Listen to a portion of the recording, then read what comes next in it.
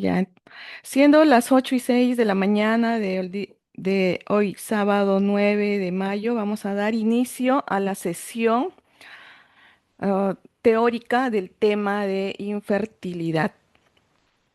La que va a exponer es la doctora Beatriz Molina Maldonado. Soy de la sede docente del Hospital 2 de Mayo.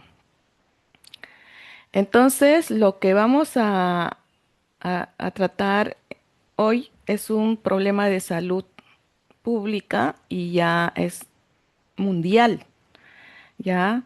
¿Y por qué? Porque la especie humana está en extinción.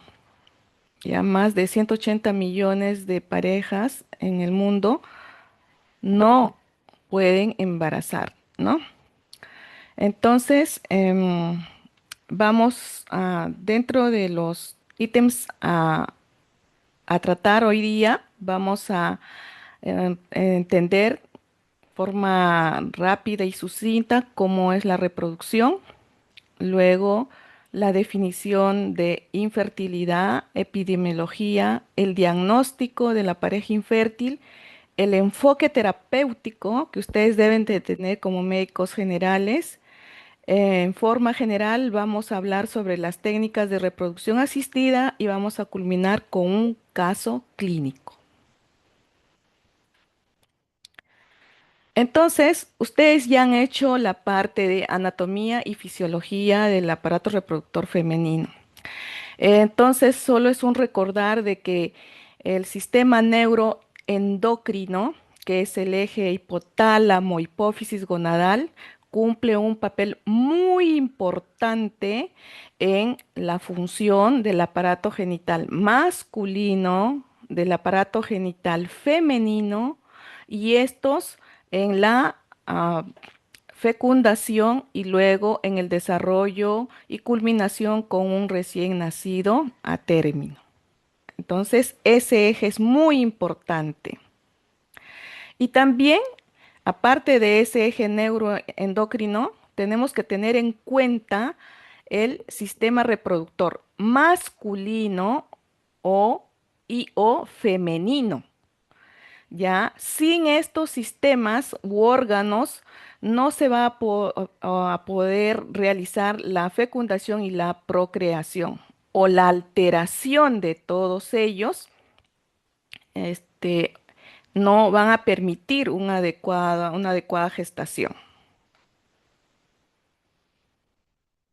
Entonces, no nos olvidemos de que el sistema reproductor humano femenino y masculino tienen dos funciones importantes. Ojo, ojito. ¿Ya?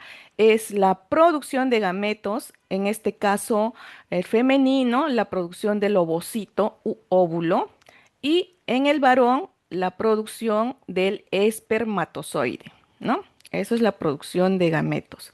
Y la otra función importante es la síntesis de hormonas. Ustedes saben de que eh, las damas van a producir una serie de hormonas durante su ciclo menstrual, ¿no? Los estrógenos, los progestágenos, las inhibinas, las activinas, las relaxinas, ¿no? Y el varón, va a producir la testosterona, ¿no? Entonces, estas hormonas sirven para la reproducción y también para otras funciones fisiológicas de todo el cuerpo humano. Entonces, para no olvidarnos y recordar, hay que recordar un poco el órgano reproductor masculino.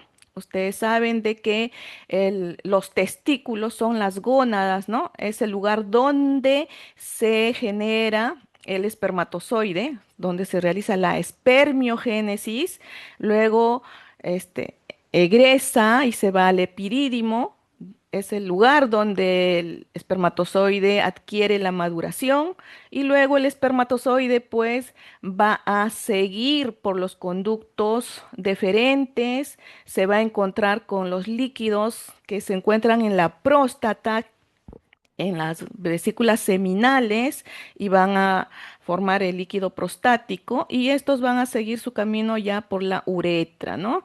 Y al final, con el coito, se eyacula. Entonces, el funcionamiento y la morfología estructural deben estar adecuados, ¿ya?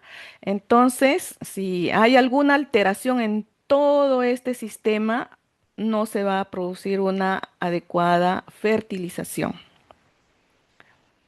Y ahora tenemos el órgano reproductor femenino. Ustedes muy bien ya lo saben porque han hecho anatomía tanto en obstetricia como en ginecología, ¿no? Pero recordemos, ¿no? Que es muy importante estos órganos, la indemnidad estructural y funcional.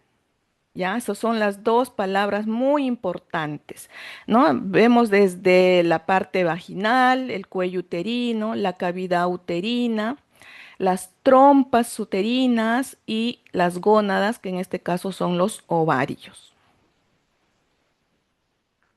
Entonces, no nos olvidemos la ruta de los espermatozoides, ¿no? Hemos dicho que los espermatozoides tienen que recorrer un largo camino, ¿no? Y no es fácil para ellos, ¿no? Sabemos que se producen en el testículo, maduran en el epidídimo, van y recorren toda la vía deferente, llegan a la uretra y en el coito se produce la eyaculación. ¿No?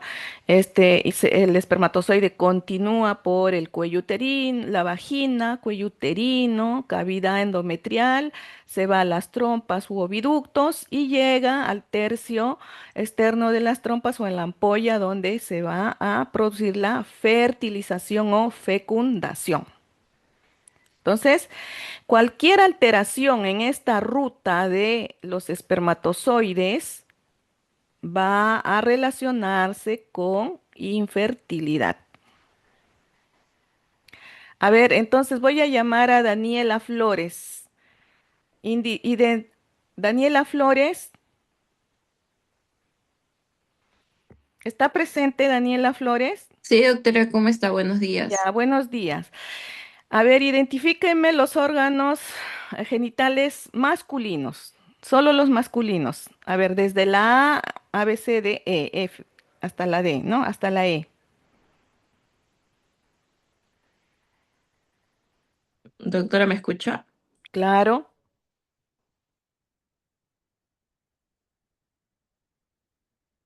sí te escucho. Es que se ve negro la pantalla. No sé si a los chicos sí lo pueden ver. A ver, Ya, ahora a sí, ver. ahora sí, ahora sí. Ahora sí lo puedo ver. Ok, la A sería. Solo el masculino, ¿cierto? La A Sí, es sería la masculino. vejiga. La vejiga. La vejiga. La B sería la próstata. La C, los testículos, las gónadas. Ya. La D, el falo, el pene. Y la E, el epidídimo. Mm. Alguito te falló. Vamos a reforzar, por favor. Tienen que conocer los órganos genitales masculinos. La A son los conductos deferentes. ¿Ya? La B, muy bien lo has dicho, es la próstata. La C es el testículo. La D es la uretra peniana y bueno, y la E es el glande del pene. ¿Ya? Entonces, por favor, a reforzar el conocimiento de la anatomía. Ya, a ver, vamos con Ornella. Ornella, Ornella.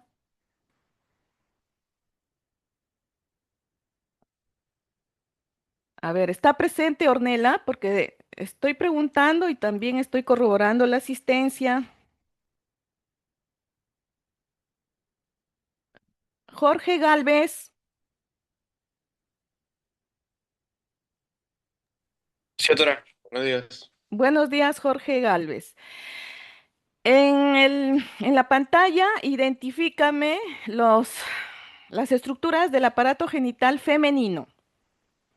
Ok, la J sería la vagina, la I el cervix, H útero, F trompas y G ovarios. Muy bien, ya, pasamos a la siguiente.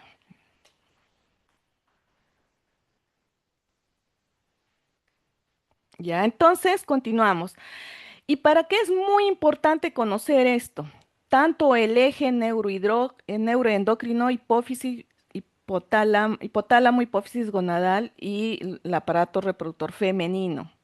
¿Por qué? Porque la funcionalidad de este sistema va a producir ciclos menstruales en una dama, ¿no? A partir de la pubertad, con la primera menarquia, se establece este ciclo menstrual. ¿Y cuál es el fin del ciclo menstrual? Producir la ovulación para un potencial embarazo, ¿no? Aquí para recordar las fases del ciclo menstrual, ¿no? La menstruación, los primeros 3 a 7 días, la fase folicular temprana, media y tardía, la fase de ovulación y la fase lútea. ¿Ya? Y nuestro sistema, señores, todos ustedes están presentes aquí con vida porque este eje de sus madres funcionan a la perfección o han funcionado a la perfección.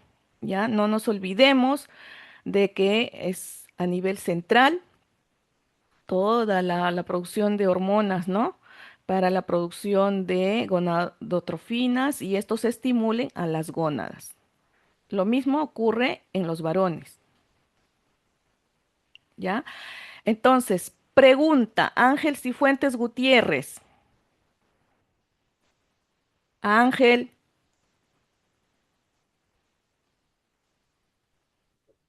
¿está Sí, presente o doctora, no? buenos días. Buenos días. Pregunta. Entonces, ¿cuál es el propósito primario del ciclo menstrual? Es controlar el proceso de evolución de ovulación de la mujer, de la Así es, fecundación, perdón, de la ovulación. de El la ovulación. ciclo menstrual nos permite garantizar que haya ovulación, ¿no? Muy bien. Ya entonces la respuesta es esto: preparar al cuerpo femenino para una posible gestación y de lo contrario se produce la menstruación. Ya, ese es el fin supremo del ciclo menstrual para todas las damas, ¿no? Ahora sí, vamos a ingresar ya al tema de infertilidad. Según la Organización Mundial de la Salud, ha definido de que es la imposibilidad de conseguir un embarazo después de un año de relaciones sexuales habituales. ¿Y qué significa habitual? Con una frecuencia mayor o igual a 3 relaciones sexuales por semana, ¿no? Ojo, sin protección anticonceptiva, ¿ya? Ni de métodos artificiales, ni de los métodos naturales. Entonces, 12 meses si la pareja no embaraza, estamos frente a una pareja infértil. Por fines prácticos y de docencia y de comprensión y universalización de los términos, se ha clasificado la infertilidad como primaria. Es la incapacidad de lograr un embarazo, o sea, la dama 0 gestaciones, ¿ya? Y la secundaria, ella gestó, pero no logra el siguiente embarazo o gestó y no logra a término, ¿ya? Entonces, infertilidad primaria e infertilidad secundaria. Ahora, hay un grupo de pacientes que están exceptuados de los 12 meses o del año. Solo se le debe esperar 6 meses a un grupo determinado de pacientes para decirle pareja infértil. ¿Y quiénes son? Son las damas mayores de 35 años. La edad es fundamental. Las damas que tienen ciclos menstruales irregulares, como por ejemplo en el síndrome de ovario poliquístico. Damas o varones con enfermedades orgánicas, endocrinológicas e inmunes. Sospecha de infecciones genitales y pélvicas. Pacientes con sospecha de endometriosis. varones con sospecha de alguna patología seminal, antecedentes quirúrgicos, tanto en la dama o en el varón, ¿no? Por alguna causa, ¿no? Por ejemplo, varones operados de varicoceles, hernias inguinales, criptospermia, etcétera, ¿no? Y las damas, por ejemplo, a veces son operadas por miomas, quistes a pedículo torcido, etcétera, etcétera. ¿Ya? Ahora, también los pacientes que tienen tratamiento de quimioterapia o radioterapia por algún tipo de cáncer, tanto en varones como en mujeres.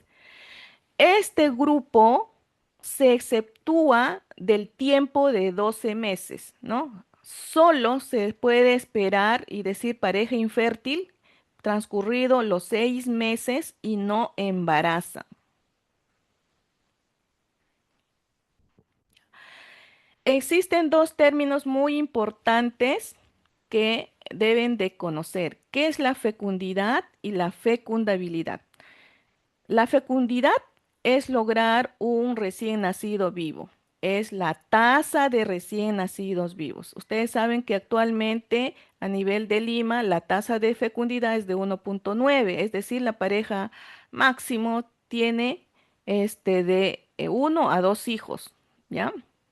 Y bueno, todavía en la sierra y en la selva oscilan en 3,9 hasta 4,5, ¿no? Pero esto ha ido reduciéndose con el transcurso de los años. Ahora, el término de fecundabilidad, ¿qué es? Esto lo vamos a utilizar durante todo el proceso de exposición. Es la probabilidad de lograr un embarazo durante un ciclo. ¿Y qué es un ciclo? Un mes, o sea, un ciclo menstrual de un mes. ¿Y cuál es ese porcentaje? Es del 20%. Entonces, ¿qué significa que de 100 parejas sexualmente activas que tienen relaciones en un mes, solo 20 va a salir embarazados?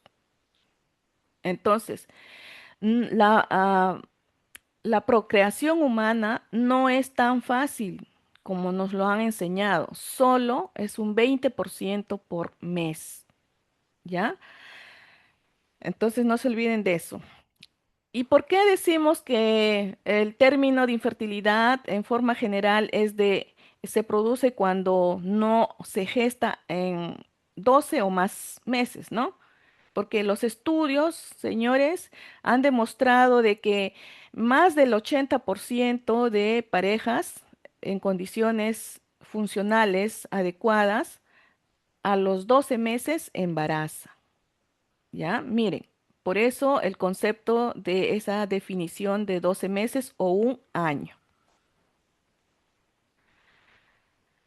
Con respecto a la epidemiología, es un problema de salud mundial, ya lo hemos dicho. Ya es un problema que muchos países ya lo están considerando como un problema de salud pública. O sea, significa que el Estado está ya subvencionando el tratamiento de muchas parejas infértiles, ¿no? En Europa, acá en América Latina, en Argentina, en México, Estados Unidos, ya es subvencionado. En Perú aún no, no hay presupuesto. Ya en Europa, Asia, Japón, ya todo está subvencionado. Entonces, ¿y por qué? Miren, el gran porcentaje de parejas infértiles se va a ubicar en la región del Pacífico Oeste, ¿no? Que es por acá, por China, Japón, Australia, con una prevalencia del 23,2%.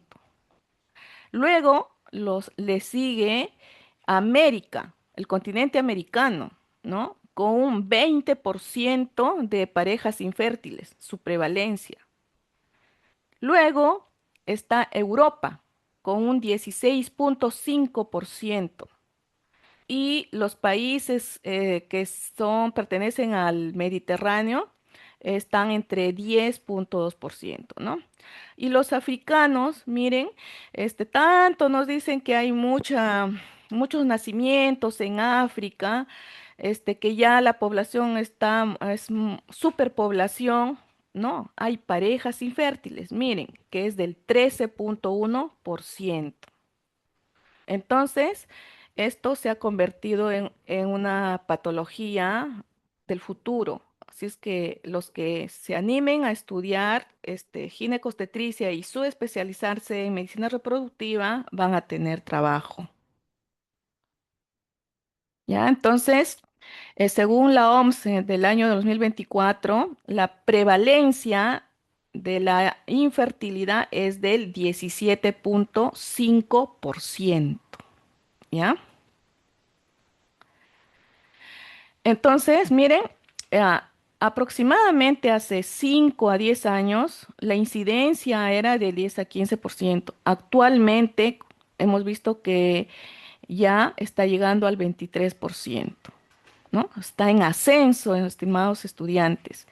Ya, en conclusión, la OMS define de que existen más de 48 millones de parejas con infertilidad en el mundo y más de 180 millones de personas a nivel mundial, ¿no? O sea, es alta nuestra población.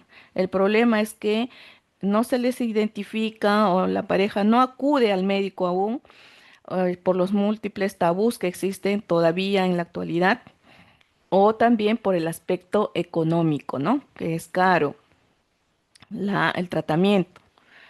Ahora, ¿y por qué está en aumento, doctores, futuros doctores? Uno es la edad materna. Actualmente, las damas, el promedio de su primer embarazo es de 40 años. O sea, la edad, ¿no? Antes era más precoz. Muchas damas por motivos educativos, sociales, económicos, laborales, están posponiendo su primer embarazo. Luego, las enfermedades de transmisión sexual. Nuestros adolescentes estimados están iniciando relaciones sexuales a partir de los 12 años. Entonces, hasta llegar pues a una edad adulta, madura y tener una familia, va a pasar muchas cosas, ¿no? Múltiples parejas. Entonces ahí hay un riesgo de ITS, ¿no? Que están afectando la estructura anatómica de, por ejemplo, el aparato genital femenino y masculino. También la infertilidad masculina se ha incrementado, ¿ya? ¿Y esto por qué? Por múltiples estilos de vida, ¿no? Tanto en la dama como en la mujer. Por ejemplo, en la dama, dietas, ¿no? Las dietas extremas, ¿no? Patologías que se han incrementado, como la anorexia, la bulimia. En ambos sexos, la obesidad, que es un problema de salud mundial también, la obesidad, ¿no?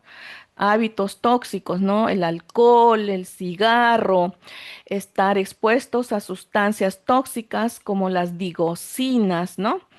Que están en los plásticos. Ahora todos los alimentos están envasados en plásticos, ¿no? Y las sustancias tóxicas, que son los disruptores hormonales, están presentes ahí. También en los alimentos sintetizados, refinados y preservados, ¿no? Con diferentes sustancias químicas. Todo eso está afectando la fertilidad, tanto masculina como femenina. Y otro cuadro muy incremento actualmente es el estrés. Anatómica, funcionalmente, puede estar bien la pareja, pero el hecho de solo estar en estrés hace de que uno no fecunde, ¿ya? Y ahí está una causa, ¿no? Muy importante en la actualidad. Y otro factor que está incrementando la pareja infértil es la orientación sexual. Actualmente se han incrementado las parejas del grupo de LGTB, ¿no? Hay parejas homosexuales, varones, tanto damas, que quieren tener un bebé, ¿no? Y bueno, para eso tienen que recurrir a los tratamientos de fertilidad, ¿no? Muy bien. Ahora vamos a hablar sobre la epidemiología, de quién es el causante de la infertilidad. ¿Es el varón o la mujer? Los datos actuales, estimados estudiantes, refieren de que la causa es mixta, ya 50-50% femenino, masculino, ¿no? Em, Hay un este dato que yo presento es del año 2015 y que se ha modificado. Y las grandes modificaciones son en la infertilidad masculina. Como vemos, miren, antes era el 30% causado por factor masculino. Actualmente se ha incrementado y en el año 2024 hay estudios de que se ha incrementado al 40%, ¿no? Luego, la infertilidad femenina permanece en el 30%, causa mixta, es decir, ambos, hombre y mujer, en un 20%. Y hay un grupo muy interesante. Este grupo se llama esterilidad de origen desconocido o parejas ESCA, ¿ya? ¿Y por qué se dice ESCA? En este grupo de pacientes, todos los exámenes de control básico, de estudio básico de la pareja infértil, está dentro de los parámetros normales, pero no embaraza. ¿Ya?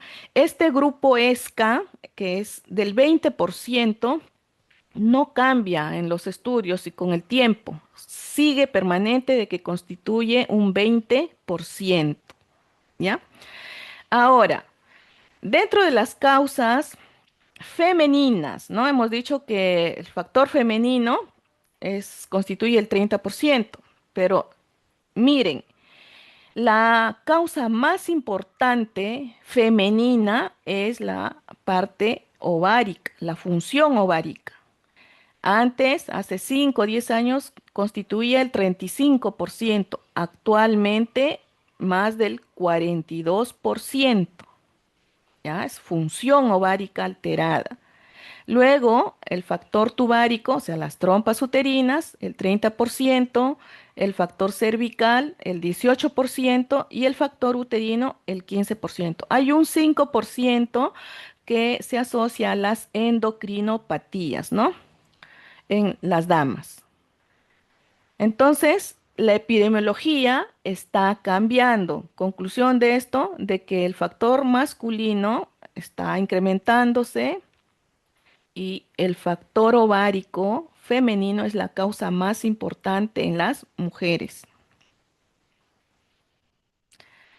Muy bien, entonces ya conocemos las definiciones, el problema, que es un problema de salud mundial, la epidemiología, que está en incremento, va al futuro, va a ser mucho mayor esto de las parejas infértiles. ¿Y qué debemos hacer los médicos y futuros médicos que van a ser ustedes, doctor? Ustedes van a enfrentar todo este problema.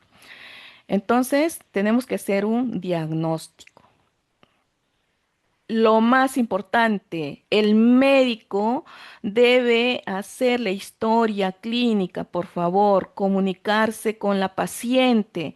Ya, lo más importante, se está olvidando, se está dejando de lado la comunicación que nos va a permitir obtener una buena anamnesis y buenos antecedentes. Por favor, no se pierda ese valor importante del médico que es hacer una buena historia clínica, ¿no? Con una anamnesis vamos a poder determinar o estar sospechando de la probable causa de infertilidad. Con unos buenos antecedentes ginecostétricos, personales, patológicos y familiares, lo vamos a lograr. No solo en la dama, también en el varón, ¿ya? Entonces, toda nuestra historia clínica va a estar dirigido a investigar, a descubrir qué factor va a estar comprometido o puede estar comprometido. ¿ya? Entonces, un momentito. Entonces, ya, lo más importante, historia clínica. Segundo, el médico, ¿qué debe hacer? Es un examen físico. Doctores, no dejen de examinar a las pacientes. El examen físico general de la dama y también del varón, especialmente si hay una patología masculina, la tenemos que derivar al urólogo. Nosotros en ginecología, sí o sí, nosotros vamos a examinar a la dama en forma general, ¿no? Desde la ectoscopía, viendo sus rasgos, evaluando en forma rápida los aparatos cardiovascular, torácico, abdominal, etcétera. Y nos vamos a enfocar mucho, un poquito más de tiempo en lo que es los genitales externos femeninos y los genitales internos femeninos, ¿no? Por ejemplo, si yo encuentro un tabique vaginal completo, esa paciente nunca va a poder embarazar, ¿no? Un tabique vaginal transverso completo, ¿no? Solo examinando ya le detecté que imposible que la paciente embarace, ¿no? Y ustedes ya saben evaluar los órganos genitales, ¿no? Internos, la vagina, el cuello del útero, el útero y los anexos, ¿ya? Ahora, les dije que la anamnesis iba dirigido a buscar la alteración de algún factor comprometido. Haciendo el examen y la anamnesis, nosotros podemos determinar qué factor está comprometido, por ejemplo, en la mujer, ¿no? La obesidad, ¿no? Si tiene galactorrea, si hay hirsutismo, si hay diabetes, obesidad, si hay alguna alteración tiroidea, ¿no? Ya estaríamos sospechando de un factor comprometido que sería el metabólico, ¿no? O endocrino. Sospechamos de que pueda estar comprometido el factor ovárico cuando hay irregularidades menstruales, cuando hay dismenorrea o hipermenorrea, cuando hay cuadros de amenorrea primaria o secundaria, cuando la paciente tiene el síndrome de ovario poliquístico. En el antecedente nos dice, doctora, yo he sido diagnosticada de síndrome de ovario poliquístico. Ya debemos estar sospechando de que el factor ovárico está comprometido. En la anamnesis te dicen, doctora, yo me he operado por un quiste pedículo torcido hace 15 años. He recibido quimioterapia, radioterapia por una leucemia, etcétera. Ya debemos estar sospechando en el factor ovárico. Sospechamos del factor tuboperitoneal o tubárico cuando hay infecciones, EPIs, ¿no? Intervenciones quirúrgicas, endometriosis, cuando la señora nos dice que a temprana edad se ligó por presión, etcétera, ¿no? O cirugías como por ejemplo apendicectomías, peritonitis, cirugías como miomas, etcétera, ¿no? Miren, todo depende de una buena anamnesis para estar sospechando del factor comprometido, ¿no? Y seguimos, miren, factor uterino cuando hay cesáreas, miomectomías, endometritis, diagnóstico de miomas, pólipos, sinequias, retención de restos, ¿no? Abortos retenidos y no tratados, etcétera.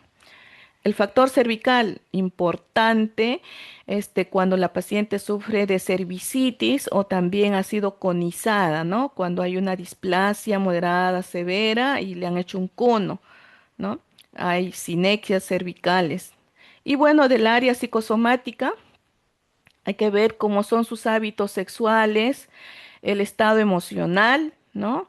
Y si hay, por ejemplo, acá hay muchas damas que no ovulan cuando están en estrés durante los exámenes parciales.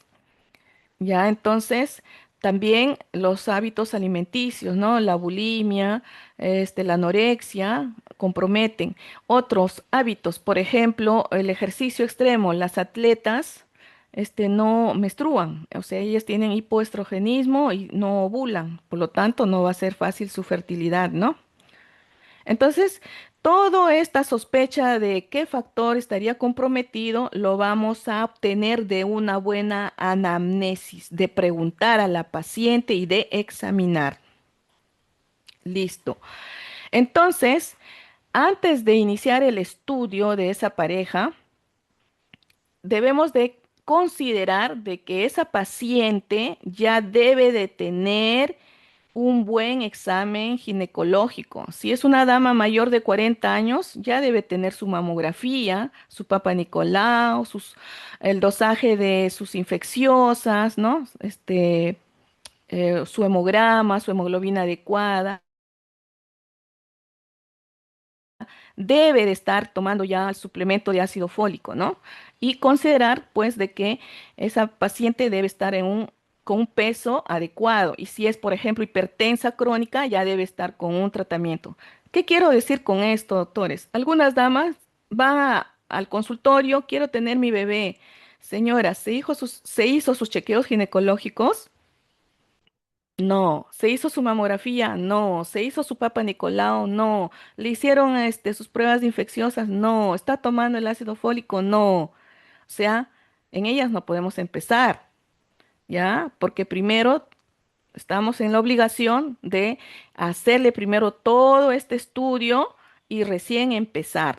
Por favor, no vayamos a darle una terapia de reproducción a una paciente cero positiva con VIH, ¿no? Y sin saber, ¿ya? Entonces, estas consideraciones son muy importantes antes de iniciar el tratamiento, ¿no? De esa pareja infértil. Ya. Con respecto a los estudios, son múltiples, doctores, miren, son varios, pero no todos se piden a una pareja. Depende del factor que se sospecha estar comprometido, ¿ya? Entonces, no a todos se le solicita esto, o sea, pero son múltiples, ¿no? Depende de la patología de sospecha que se compromete. Ya, entonces hay determinaciones hormonales, ya, para evaluar la función ovárica, para evaluar si la paciente ovula o no. Por ejemplo, una de las hormonas que nos dicen que la paciente ha ovulado es la progesterona, ¿no?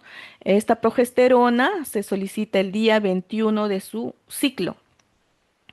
¿Ya? Entonces, los resultados nos van a decir a nosotros, por ejemplo, si es más de 3 nanogramos por mililitro, que esa paciente ovuló, sí ovula esa paciente.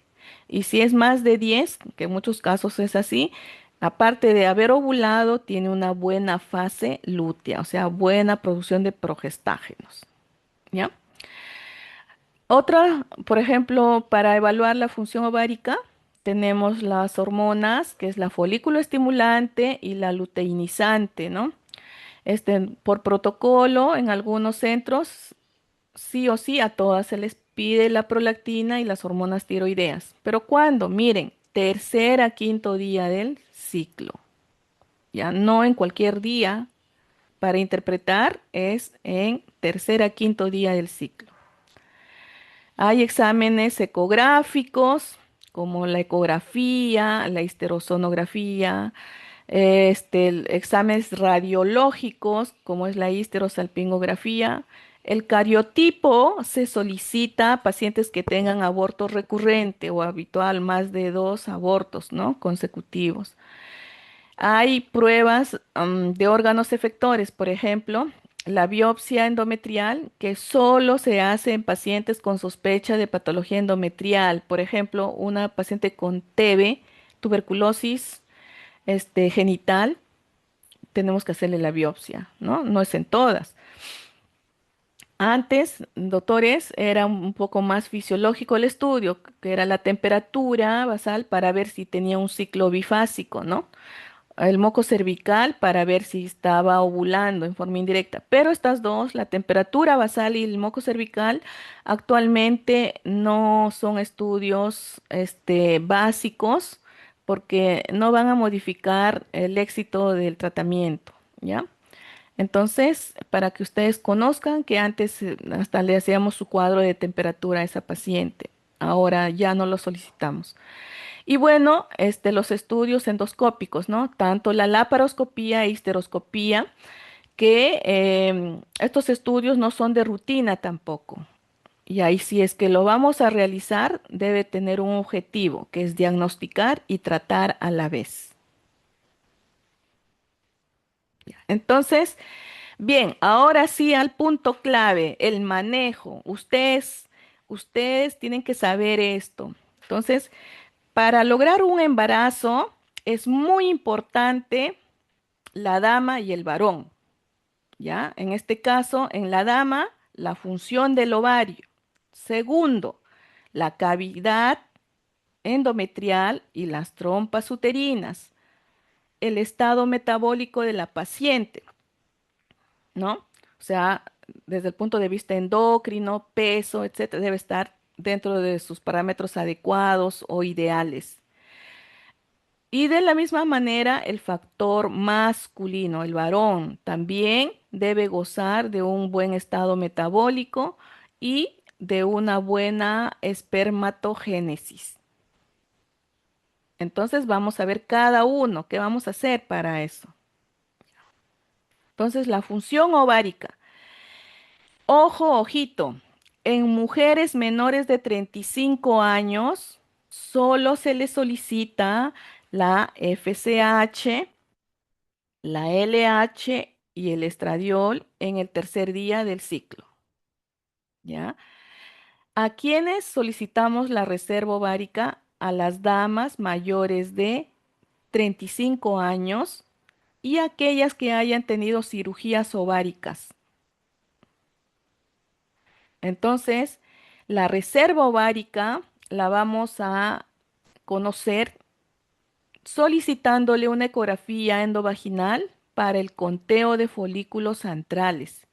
Esto se realiza entre el tercer al quinto día del ciclo. Luego le vamos a solicitar una hormona que es la hormona antimuleriana, ¿ya? Entonces vamos a hablar sobre estos, ¿no? Esos son los marcadores de reserva ovárica: edad, conteo de folículos antrales y hormona antimuleriana.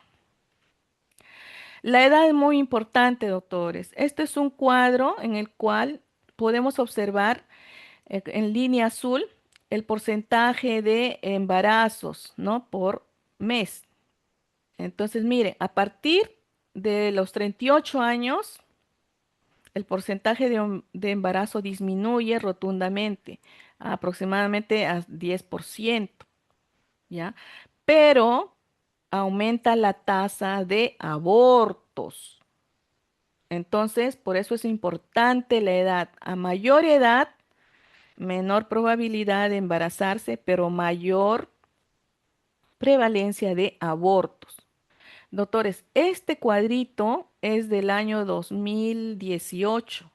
Actualmente, esta curva de intersección está en la edad de 34 años, ¿ya? Entonces, no esperemos a cumplir 34 o más para estar pensando en un bebé, ¿no?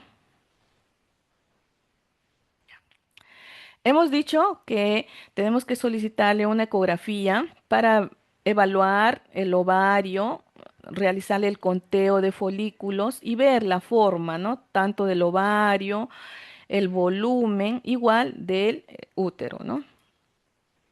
Ya, y aquí está la hormona antimuleriana, que es la, entre comillas, la hormona de la fertilidad.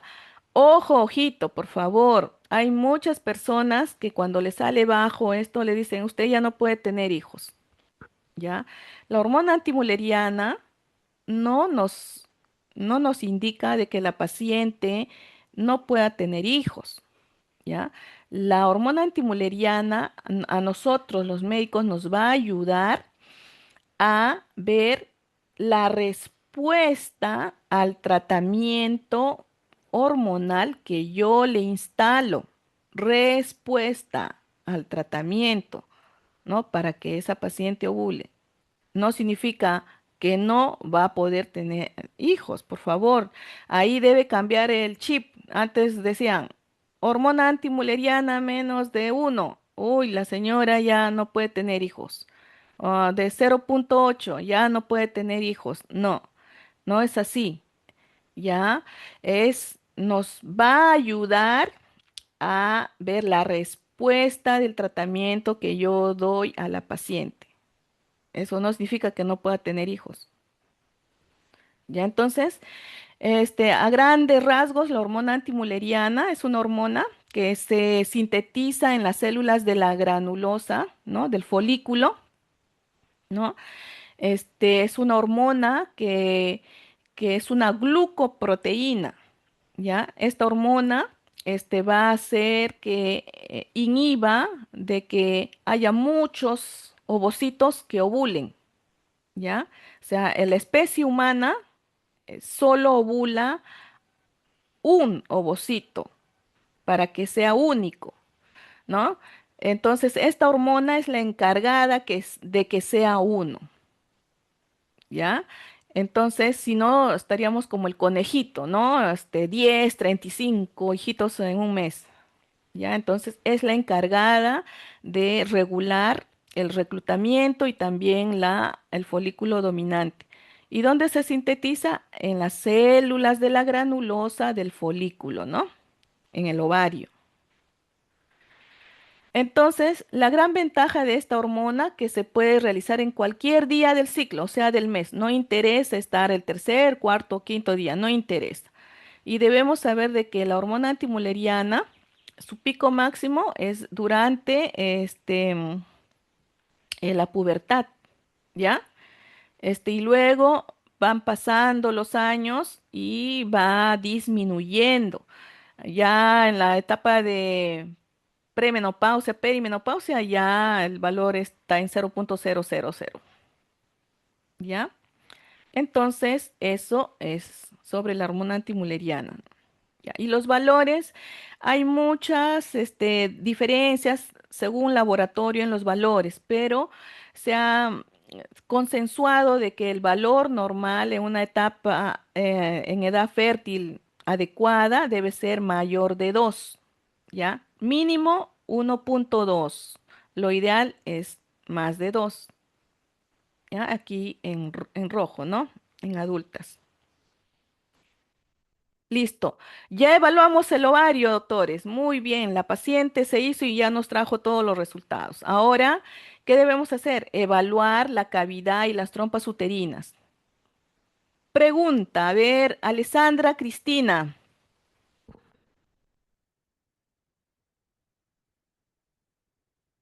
Alessandra Cristina. Alessandra Cristina. No está. Valeria, Ailén, Cipra. Valeria. Ah, sí, doctora. Ya, Buenos días. Valeria. Buenos días, Valeria. ¿Por qué crees que la cavidad uterina es importante?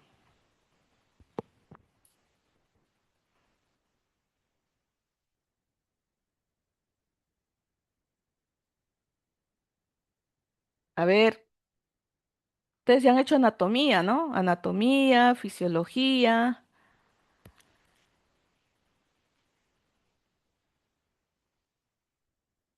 A ver, Marcia Cisneros, ya, Así, doctora, voluntarios. 10. Marcia, ya, Marcia.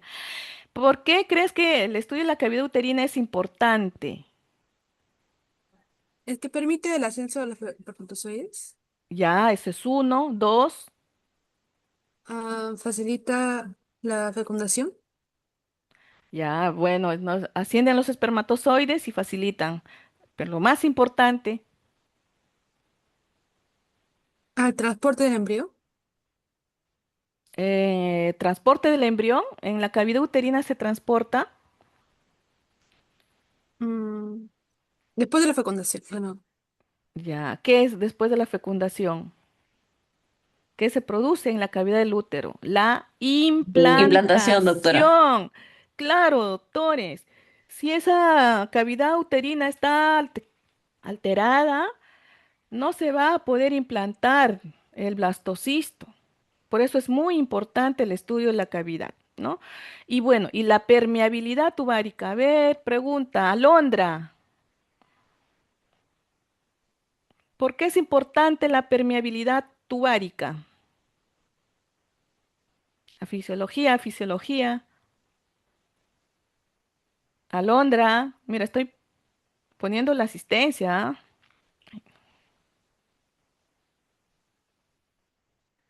A ver, voluntarios, ¿por qué es importante que las trompas estén permeables? Esa es la pregunta. Doctora, sí, sería porque va a transportar el óvulo fecundado que Eh, se ha hecho en la ampolla hasta el útero. Muy bien. ¿Y dónde se produce la fecundación? En la ampolla. En la ampolla. ¿Y si las trompas estuvieran obstruidas, hubiera fecundación? No. No. Es por eso la importancia de estudiar la permeabilidad de las trompas. ¿Ya? Muy bien. Entonces, ¿por qué es importante el estudio de la cavidad uterina? No, por favor, es importante. Son cosas claves que ustedes tienen que estudiar para esa pareja infértil. ¿Ya? Entonces, miren.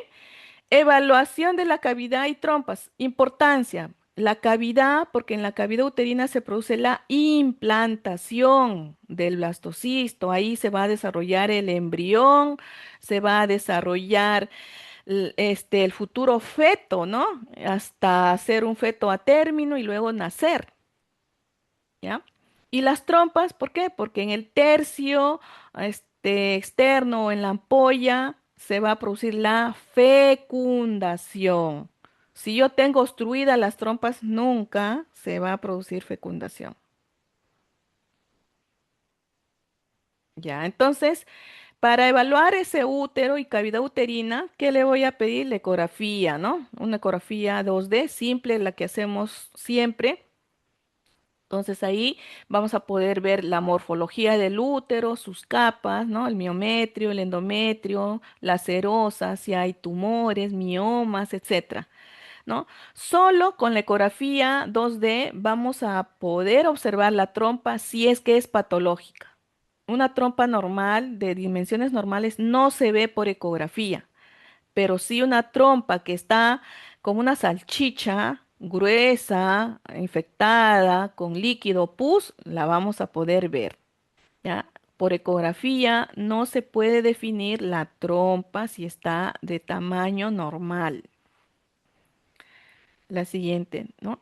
Ahora también hemos dicho también que tenemos que evaluar muy bien la cavidad endometrial, ¿no? Hay un examen que se llama histerosonografía que consiste en inyectar suero fisiológico a la cavidad del útero y vamos a ver todas las paredes del útero, si están indemnes o no, si hay alguna lesión de sustracción o de adición. La primera foto superior es una cavidad muy bonita, así debe ser, ¿no? Limpia. La segunda foto inferior estamos viendo que es una cavidad con una imagen de adición, ¿no? Este es un pólipo, puede ser un mioma, porque tiene periférico y central. Cuando hay esto, o un pólipo o un mioma, no se va a producir nunca la implantación, doctores. O sea, el paciente no va a poder tener hijitos, ¿ya? Esto es otro examen, también se debe realizar y no es tan, no es tan dificultosa de realizar este examen, ¿no? Ahora, para evaluar las trompas uterinas, tenemos este examen que se llama histerosalpingografía. Es un examen que lo realizan los radiólogos, ¿no? Ellos utilizan una sustancia de contraste y rayos X. Ya, entonces, acá se va a evaluar, el objetivo fundamental es evaluar la permeabilidad y morfología de las trompitas. Ya, entonces, en la imagen del lado izquierdo, eh, para ustedes, vemos que es una histerosalpingografía normal. Tiene una cavidad uterina, que es la en forma triangular, blanquita, paredes regulares, y las trompitas son como unos pelitos ahí, y luego la sustancia de contraste que ya salió a la pelvis, ¿no? Significa que esto es una trompa o trompas permeables con una cavidad regular. En la otra, en la imagen media, vemos un útero, no en forma triangular, ¿no? Vemos como una muesca, ¿no? Esto es un útero arcuato, ¿ya? Este es una malformación uterina. Y bueno, en el lado derecho no vemos que haya pasaje de la sustancia de contraste, ¿no? Y en el lado, en la siguiente foto, vemos de que vemos un útero muy bonito, triangular, central, y a los lados unas pelotas blancas. Eso significa que la trompa está engrosada. El contenido es como una salchicha ahí, ¿no? O sea, la sustancia de contraste se ha quedado ahí llena. Eso se llama hidrosalpings. Esas trompas no sirven, doctores, absolutamente. Y si son las dos, mucho menos. Esta paciente tendría que ir a un tratamiento de fertilización in vitro. Mírenme, ya desde el examen yo ya sé qué tratamiento va a recibir la paciente.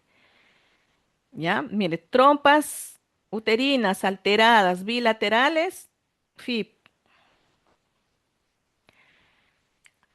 Otro examen que podemos utilizar para evaluar la cavidad uterina se llama histeroscopía. Yo les decía al inicio de que ya son cirugías. Las cirugías deben de tener dos objetivos importantes. Uno, identificar e inmediatamente tratar. Yo no voy a identificar y luego la voy a volver a reprogramar para tratar. No, doctores. En un solo momento se identifica y se trata. Ya, entonces miren, la cavidad uterina, esta es una hermosa cavidad uterina, muy bonito. El fondo, su endometrio proliferativo y los ostium al fondo. Lindo. Esta cavidad uterina es perfecta.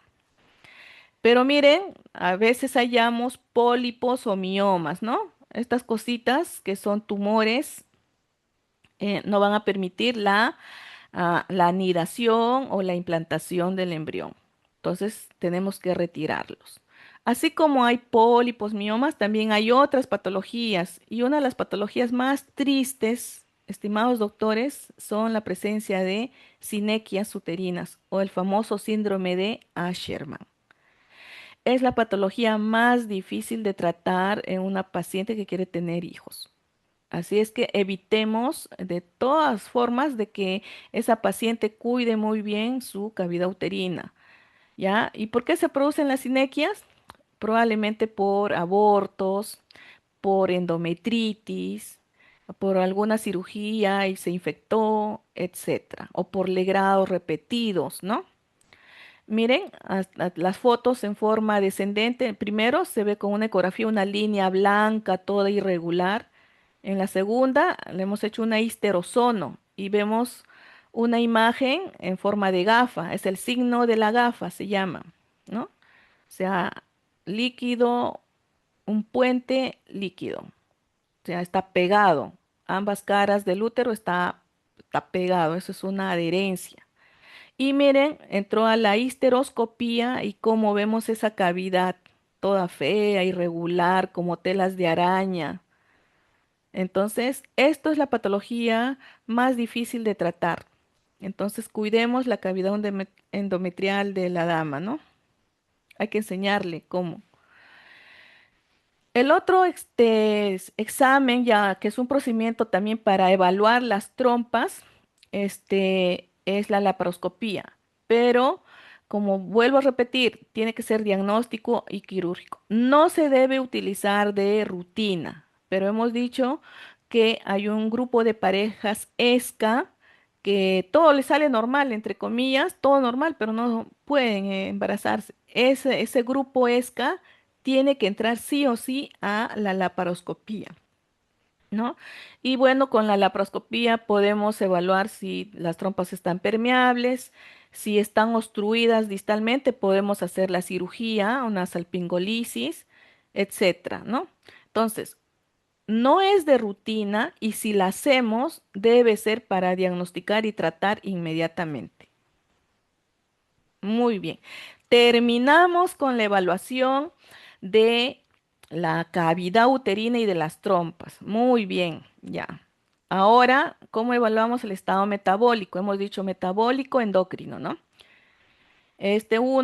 Tenemos que lograr de que esa paciente tenga un IMC adecuado, ¿ya? Lo ideal, menos de 25.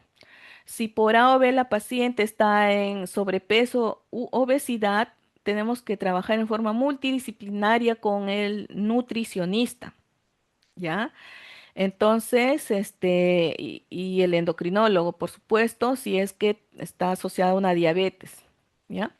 Entonces, eso, índice de masa corporal en rangos normales. Otro, el perfil tiroideo y la prolactina tampoco se debe de realizar de rutina, solo se debe realizar en pacientes con algún signo clínico de que puedan tener esas patologías. Esto según los consensos de las sociedades internacionales. Pero cada país, cada servicio, cada hospital tiene sus protocolos. En mi hospital, el protocolo es hacerle a todas el perfil tiroideo y la prolactina. ¿Y por qué? Tenemos una base muy importante, porque hay pacientes con hipotiroidismo subclínico, ¿ya? Entonces, en estas pacientes, y es muy, muy frecuente en nuestra población femenina, y la prolactina de igual manera. Es un protocolo. A nosotros todas estas dos hormonas le pedimos a todas las pacientes, ¿no? Y el objetivo, ¿cuál es? De que ese perfil tiroideo, doctores, para salir embarazada, la hormona del estimulante de la tiroides debe estar en menos o igual a 2,5, ¿ya? No es igual que una dama que no quiere tener hijitos. Una dama normal, a mí me hacen mi TSH, yo debo estar en 4, ¿no? Pero lo ideal para que embarace debe estar en 2,5, ¿ya? La prolactina, menos de 25.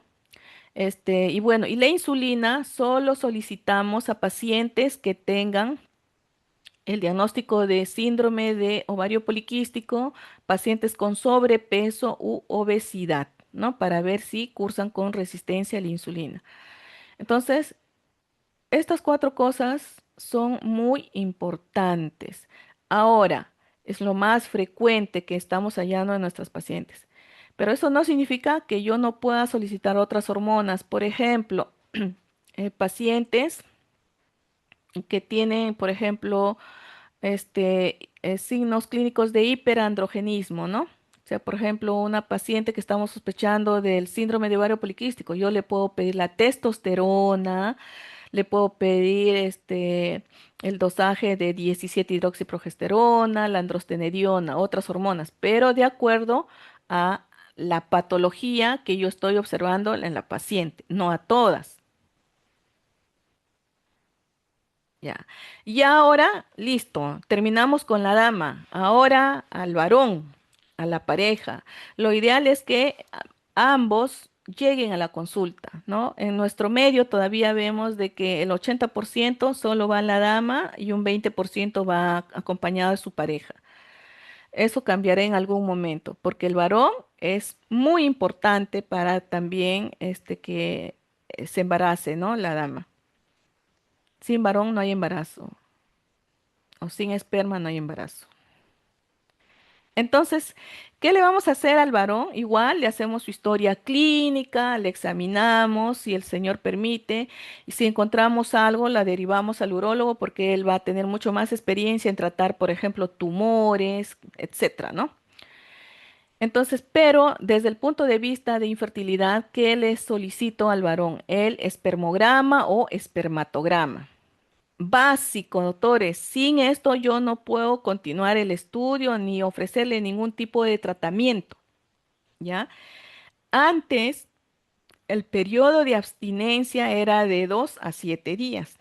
Miren, actualmente los estudios basados en evidencia refieren que debe ser lo ideal 24 horas, máximo hasta las 48 horas de abstinencia para a obtener la muestra, ¿no?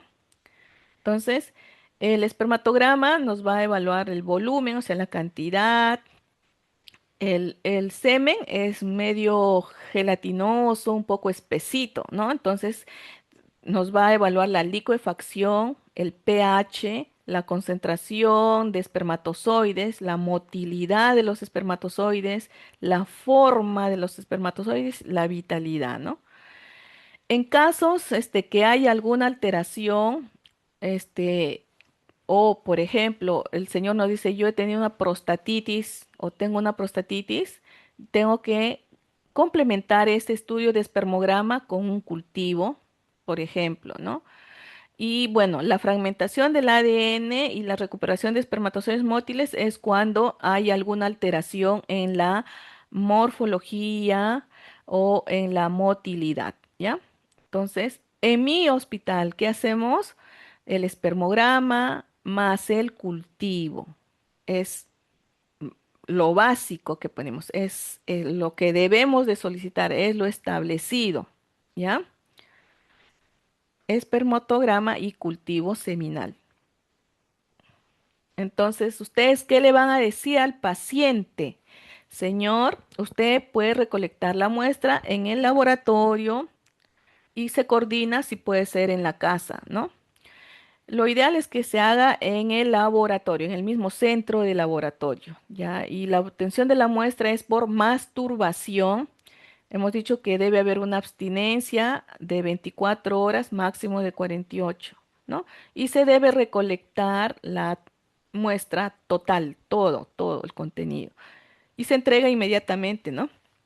Pero algunos varones prefieren hacerlo en casa, por diversos motivos, ¿no? Igual, debe ser la recolección total en un frasco con boca ancha estéril y el transporte de esta muestra no debe ser mayor de una hora, o sea, máximo debe llegar al laboratorio en una hora, ¿no? Y a una temperatura de 20 a 37 grados, si no, no sirve la muestra, ¿ya?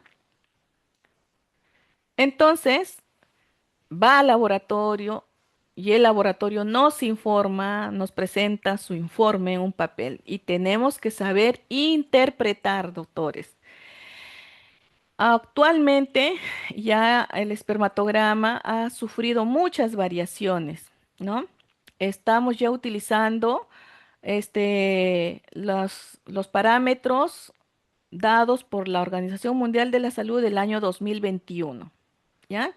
Entonces, miren, ¿qué evalúa ese espermatograma? El volumen, acá ya lo consideran mayor de 1,4 centímetros cúbicos, la concentración, o sea, la cantidad de espermatozoide, más de 16 millones, la concentración total por eyaculado, más de 39 millones, la motilidad total, o sea, todos los espermatozoides que se mueven más del 42% o igual, ¿no? La progresiva significa que el espermatozoide se va directo, en línea recta, ¿ya? Eso debe ser más del 30% de espermatozoides. La vitalidad, o sea, deben haber más del 50% de vivos, no muertos, ¿no? Y las formas normales, la morfología debe ser mayor o igual al 4%, ¿no? Donde yo he puesto el cuadrito en amarillo y en rojo son los cambios que se han hecho, ¿no? Por ejemplo, la presencia de leucocitos sigue siendo lo mismo, debe ser menos de 1 millón, ¿no? De glóbulos blancos. Entonces, nos vamos a guiar ya de los parámetros de la OMS del 2021, ¿sí? Entonces, ya tenemos que interpretarlo, ¿no? Entonces, los valores menores a estos son patológicos, ¿ya? O sea, no están bien. Y cada parámetro tiene su término, y lo vamos a ver. Por ejemplo, cuando el volumen está reducido, ya se llama hipospermia. O sea, el volumen debe ser más de 1,4, ¿no? Centímetros cúbicos. Si está menos, se llama hipospermia. Volumen, ¿ah? Ya, concentración. No hay nada de espermatozoides. Se llama azospermia. Cuando está reducido, menos de 16 millones, se llama oligosospermia. Cuando está normal, por supuesto que se llama normosospermia. ¿Ya? Y bueno, a veces en el espermograma no hay ni un espermatozoide, pero esa muestra lo llevan a una centrífuga y ahí se reportan algunos escasos espermatozoides y eso se llama criptosospermia. ¿Ya? Ahora, cuando la movilidad está disminuida, se llama asteno de movimiento, ¿no? Astenosospermia. Si la vitalidad está reducida, se llama necrosospermia.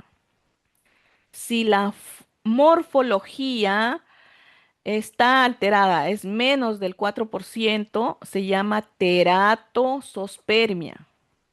Teratosospermia. Y si los leucocitos están aumentados, se llama leucocitosospermia. ¿Ya? Entonces, esos son los términos que ustedes deben de saber, ¿no? Cuando se van a definir estos términos, ¿no? Listo. Le hicimos todos los estudios a la dama y al varón. Ojo, que estos estudios máximo deben ser culminados en 3 ciclos, o sea, máximo 3 meses, ¿ya? En mi centro de labores es 2 meses, pero la literatura mundial dice máximo 3 meses. O sea, no nos podemos pasar 5, 6, un año en estudiar a ese paciente, ¿no? Listo, ya los estudiamos. Y ahora viene el tratamiento, ¿no? O sea, son las técnicas de reproducción asistida. O sea, ¿qué le vamos a brindar a esa pareja para que embarace? Entonces, hay técnicas de baja complejidad. Es que acá no necesitamos un laboratorio, ¿ya? Es uno, el coito dirigido, o sea, decirle a, a la pareja, al varón, señor, tal día usted va a tener relaciones. Previamente a la dama le hemos hecho un seguimiento folicular con una estimulación, ¿no? O una inseminación artificial, o sea, yo coloco el semen en la cavidad uterina de la dama, ¿no? Son de baja complejidad. Nosotros en nuestro hospital hacemos las técnicas de baja complejidad. Nuestro hospital no hace la de alta complejidad. ¿Por qué? Porque no cuenta con un laboratorio de fertilización in vitro, ¿ya? Ni en salud ni en la policía. En el Instituto Materno Perinatal hay un laboratorio, pero prácticamente no funciona en su totalidad debido a que no se puede hacer todas las técnicas de fertilización in vitro. No hay ovodonación, no hay espermodonación, no hay criopreservación, o sea, es incompleto, ¿no? Y así no se puede trabajar. Ya. Entonces, miren, las técnicas de alta complejidad ya son la fecundación in vitro, FIB, fecundación in vitro, FIB. Luego tenemos el ICSI, que significa inyección intracitoplasmática de espermatozoides. La TE es transferencia de embriones, diagnóstico genético preimplantacional es la DGP. Estas técnicas de alta complejidad, doctores, aquí sí haya manipulación de gametos en un laboratorio especial, ¿ya? O sea, en baja complejidad no hay manipulación de gametos, en alta sí, y se trabaja con un laboratorio especial, ¿no? Es una vida crear en un laboratorio, ¿ya? Entonces, ¿qué podemos hacer? Una inseminación artificial porque está al alcance de todos, no es una técnica difícil, ¿no? Entonces, IA significa, no vayan a decir inteligencia artificial, ¿ah? Es inseminación artificial, ¿no? ¿Y en qué consiste? Es en la colocación del semen en la cavidad del útero de la dama, ¿ya? ¿Y cuáles son las condiciones fundamentales para una inseminación intrauterina? Bueno, que la mujer solo tenga disobulia, ¿no? Por ejemplo, una dama que tenga síndrome de ovario poliquístico es disobulia, una disfunción ovulatoria, ¿no? Su reserva ovárica normal, ¿no? Que la cavidad uterina esté íntegra, ¿no? O sea, significa que ya nosotros tenemos todos los resultados, ¿no? Que la permeabilidad uterina, o sea, de las trompas uterinas, sea adecuada. Por lo menos una trompa, por lo menos. Con una trompa todavía podemos trabajar para una inseminación, ¿ya? Y que el semen del varón sea normal o tenga una alteración leve. Ya, si el semen está con una alteración moderada o severa, ya no se hace inseminación intrauterina. Entonces, son las condiciones para hacer una inseminación intrauterina. Entonces, miren, acá está la técnica, ¿no? Entonces, se coloca el espéculo con una cánula de inseminación y el semen de la pareja previamente capacitado con una jeringuita se coloca en el interior del útero, ¿no? En la cavidad uterina, ¿no?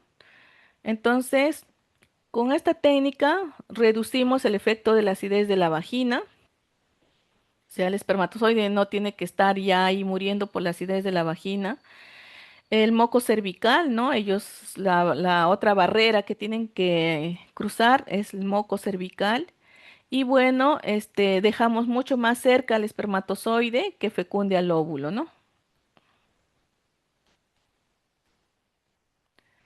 Y el proceso es eso, ¿no? ¿Qué hacemos? A la dama le damos medicamento para estimular la ovulación.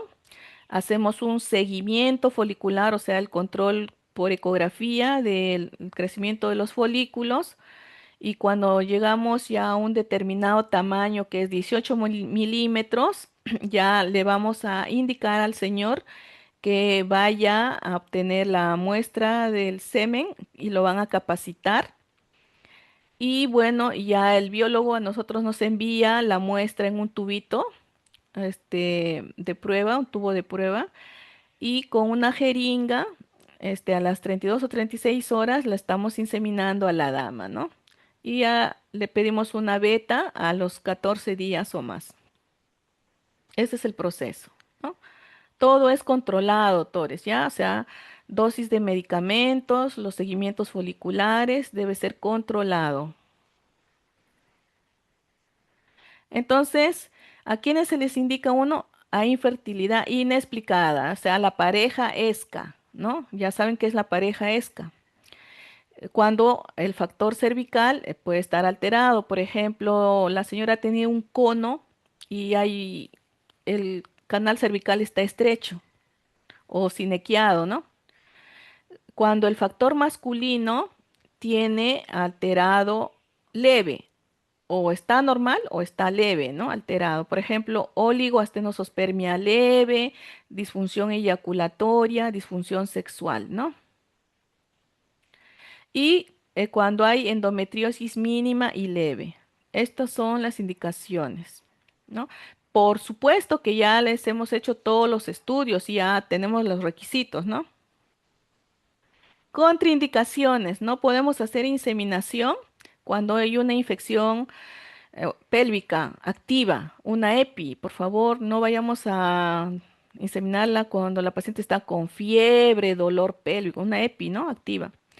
Cuando hay una neoplasia cervical, un cáncer cervical.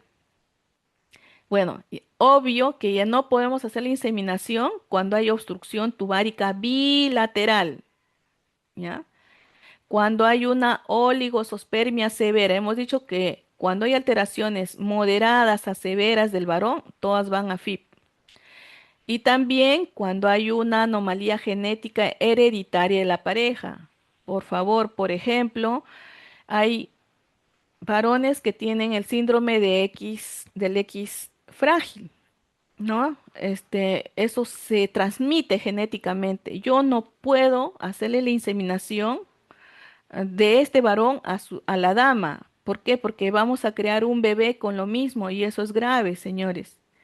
Ya, entonces, cuando hay anomalías genéticas hereditarias en la pareja, no se debe hacer inseminaciones intrauterinas. Ellos van para una fertilización in vitro, harán sus diagnósticos genéticos preimplantacionales para ver cómo está. Y a veces ni siquiera se utiliza el semen de la pareja, ¿no? Sino de un donante. Y bien, ya, ahora para que ustedes conozcan las técnicas de alta complejidad. Las inseminaciones intrauterinas son de baja complejidad, se puede hacer en un consultorio con todo lo que hemos recomendado. En cambio, esto no. Esto ya se hace en un instituto de reproducción con un laboratorio complejo donde haya un buen biólogo, ¿no? Que haga todas las técnicas, eh, en el laboratorio, ¿no? Entonces, ¿en quienes indicamos ya técnicas de alta complejidad? Por ejemplo, FIP, etcétera, etcétera, ¿no? Todas las técnicas. Cuando el factor tubárico está alterado, ¿no? Hemos dicho bilateral. Por ejemplo, está obstruido ambas trompas, están con hidrosalping ambas trompas, les hicieron la ligadura de trompas. Entonces, esa dama va de frente a fertilización in vitro. Cuando hay damas con endometriosis, grado 3 y 4, ¿ya? O sea, son severos, ¿no? Cuando la paciente tiene una baja reserva ovárica. Ya hemos dicho cuando tenemos que hallar la reserva ovárica, ¿no? Cuando la dama tiene una edad materna avanzada, por ejemplo, hay pacientes ya con menopausia. Ya, entonces y ellas ya no ovulan y dicen, quiero tener mi bebé, no importa, yo hago todo para tener mi bebé, te dice una paciente menopáusica. ¿Pueden? Sí, se van a tratamientos de alta complejidad, pero con óvulo donado, ¿no? También hay mujeres que menstruan, pero tienen 45, 46 años todavía y quieren tener. No, en ellas, doctores, se les indica FIC con ovo donado por los múltiples y altos riesgos de cromosomopatía, ¿no? Y bueno, y también quiénes van cuando hay fallos previos de inseminación intrauterina.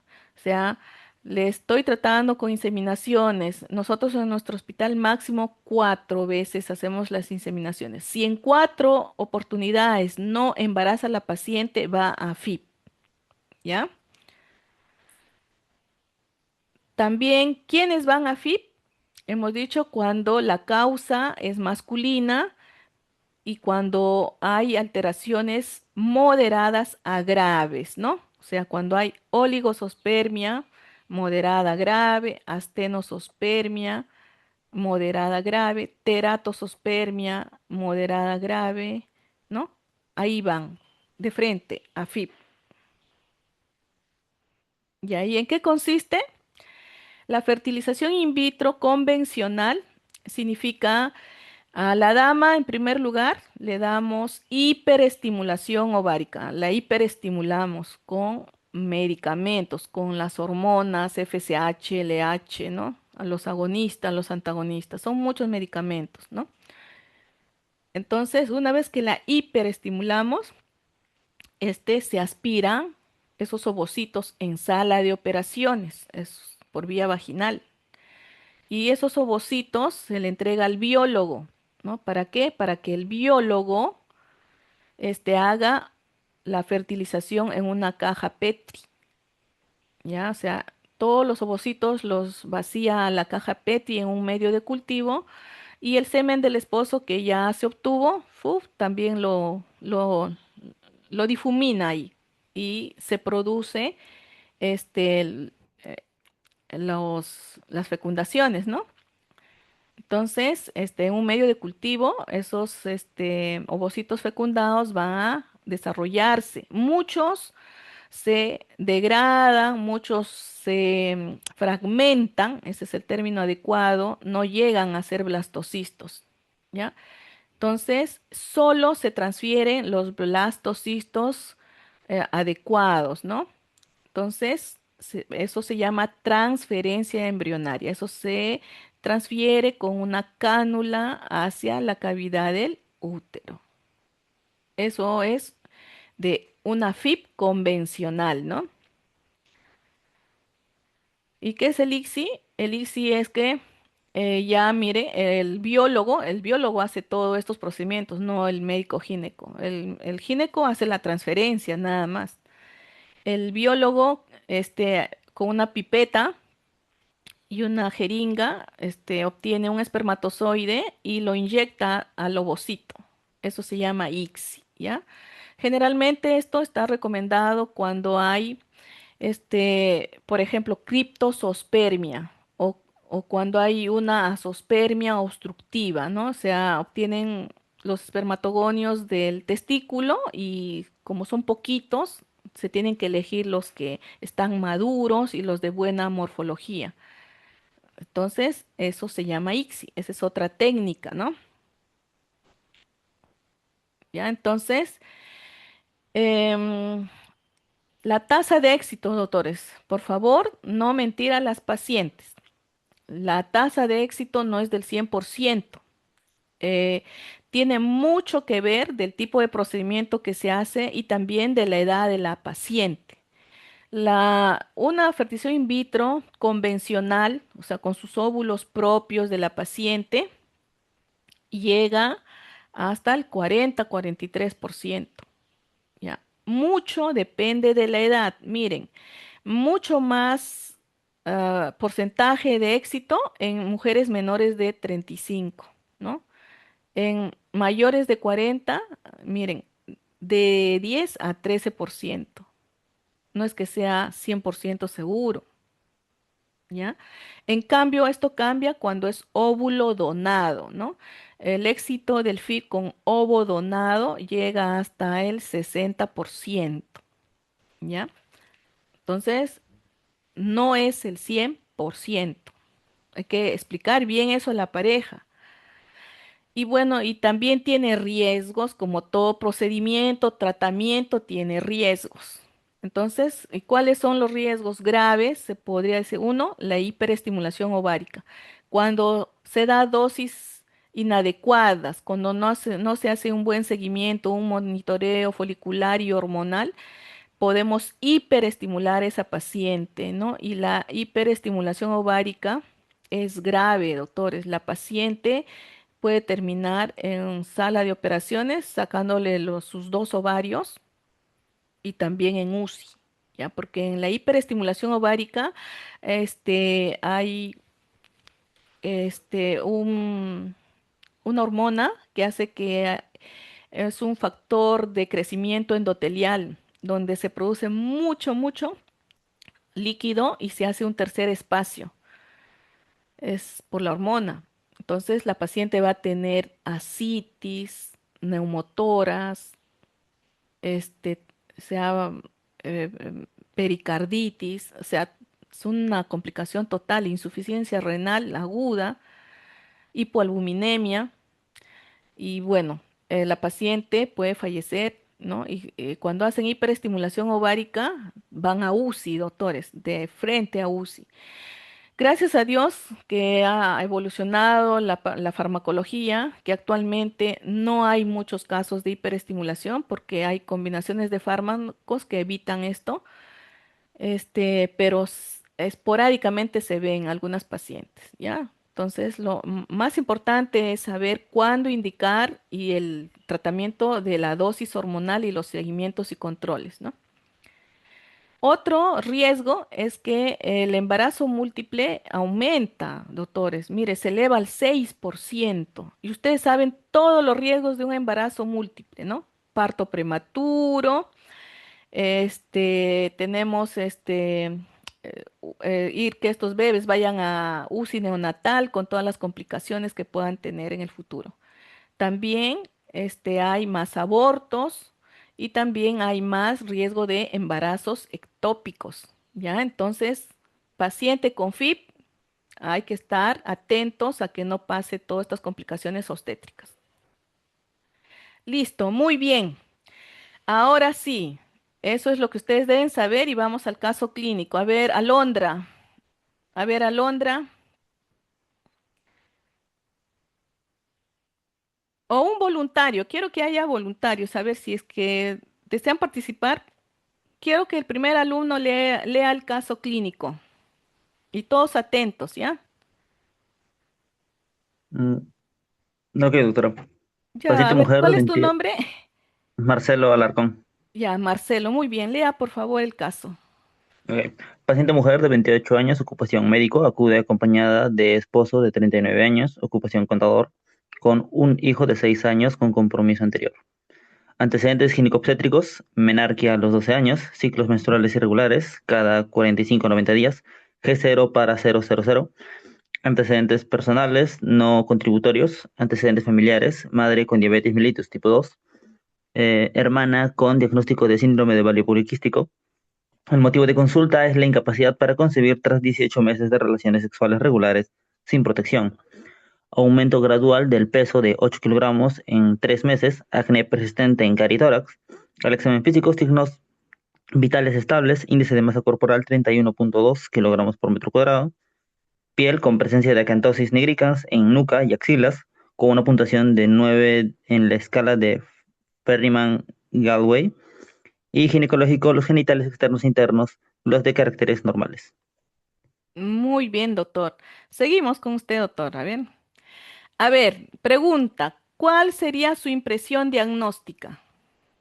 Bueno, la acantosis nigricans nos indica resistencia a la insulina, entonces podríamos pensar que del mismo modo que su hermana también podría, y el índice de masa corporal elevado, el sobrepeso, y el Muy bien, entonces tu primer diagnóstico síndrome de sería ovario un... poliquístico. Ya, Síndrome de ovario muy poliquístico. bien, ya. Ahora, ¿qué tipo de infertilidad tiene esta paciente?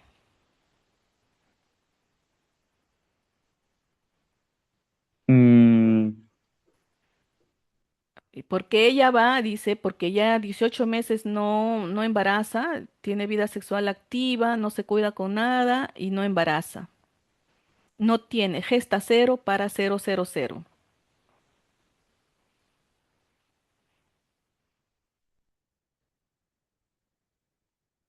A ver, pregunta, Valeria, no está, creo que Valeria, ¿no? Grecia,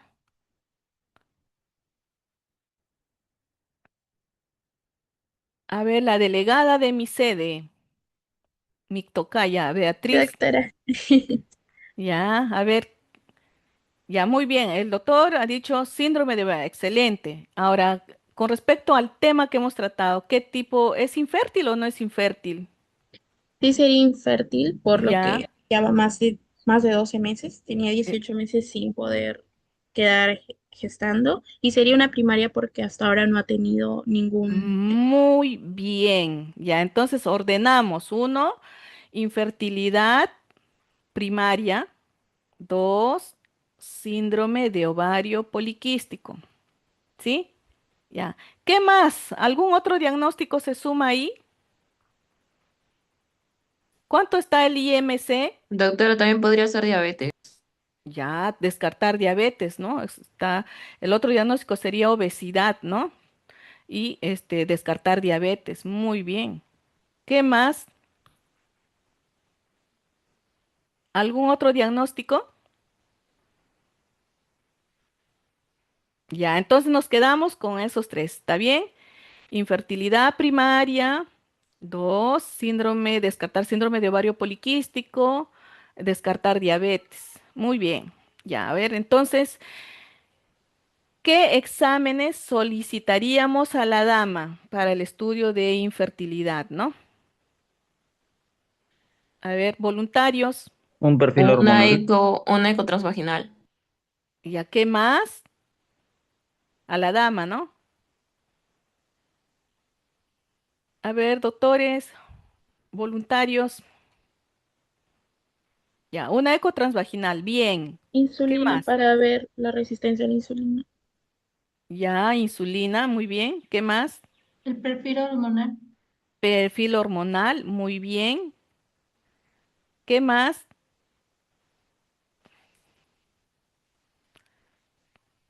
Para evaluar las trompas que utilizaríamos.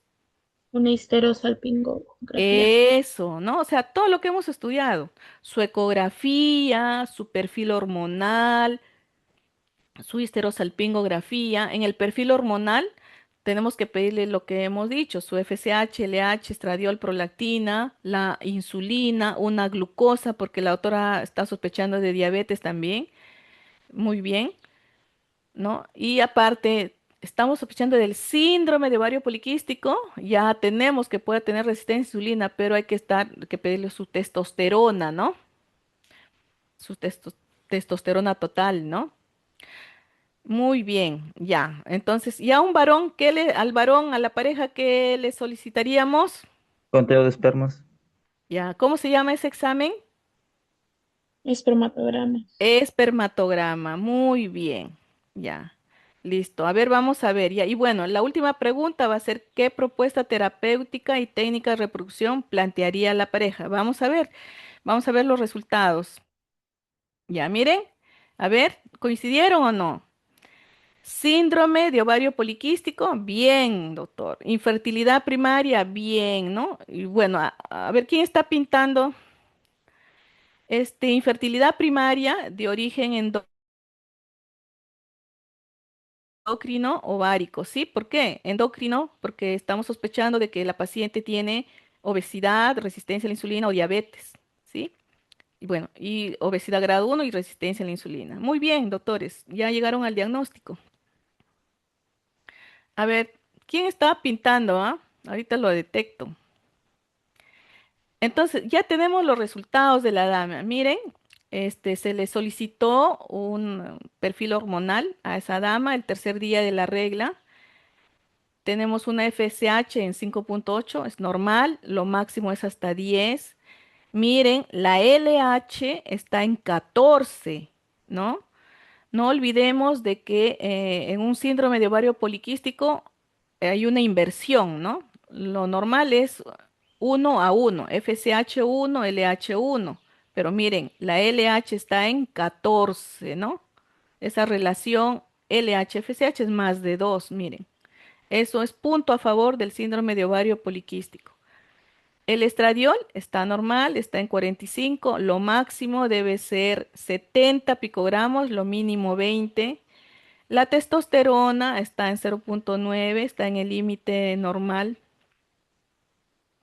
La progesterona, miren, en el día 21, 1,2. Hemos dicho que más de 3 significa ovulación y menos de 3 no ovula. Miren, esta paciente no ovula. Ac- Aquí está, miren, la glucosa basal que la autora está pidiendo 105 miligramos por decilitro, muy bien.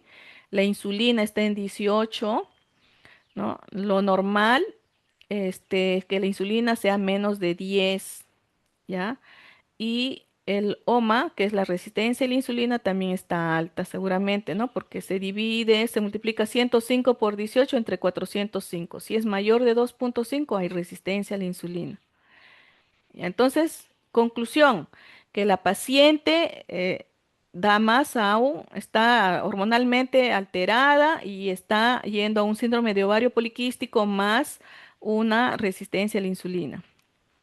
También me dijeron una ecografía transvaginal. Miren, útero en anteversión, forma y tamaño normal, endometrio de 6 milímetros, ovarios aumentados de volumen, más de 10 centímetros cúbicos y se observan más de 12 folículos.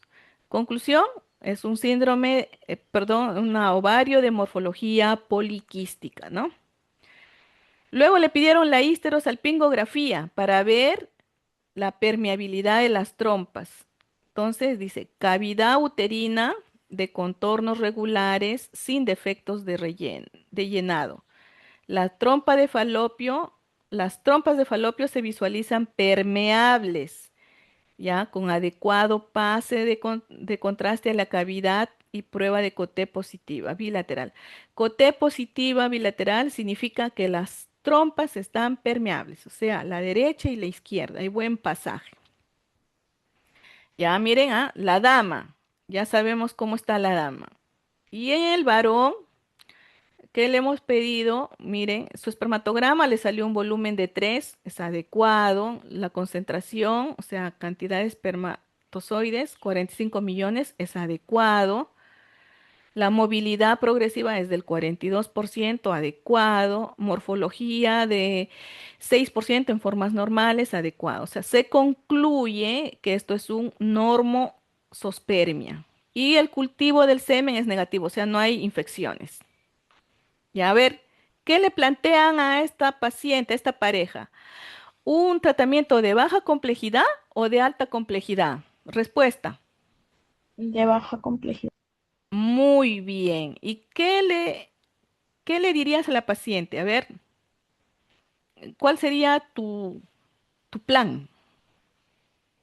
Primero sería que cambie sus estilos de vida, que baje de peso, Muy bien, que tratar el SOP podría ser con clomifeno o letrozol porque se debe inducir la ovulación. muy bien.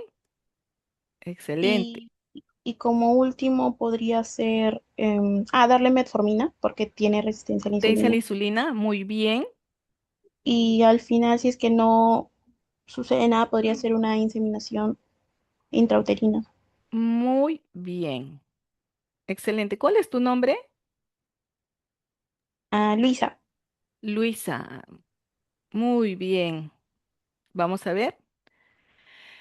Entonces, propuesta, cambios de estilo de vida, ¿no? O sea, hay que bajar de peso, la mandamos a la nutricionista, le indicamos que haga ejercicio aeróbico, se recomienda que la paciente para mejorar su fertilidad se baje de peso de un 5 a 10%, ¿ya? Para la fertilidad. Ejercicio aeróbico se recomienda que sea mínimo 30 minutos por día, darle metformina, ¿no? Darle la dosis de 1500 miligramos por día y se plantea un tratamiento de reproducción asistida de baja complejidad, ¿no? O sea, la dama no ovula, ¿no? Entonces hay que darle inductores de ovulación, ¿no? Hay que hacerle el seguimiento ecográfico porque hay que controlar esa inducción de ovulación. Y puede ser relaciones sexuales dirigidas, ¿no? O sea, que solo indicarle la fecha en que tiene que tener relaciones con su esposo o su pareja. Y si no hay resultados, como dice, intentar la inseminación intrauterina. Muy bien. Gracias por su atención. Preguntas. ¿Preguntas? ¿Alguna duda?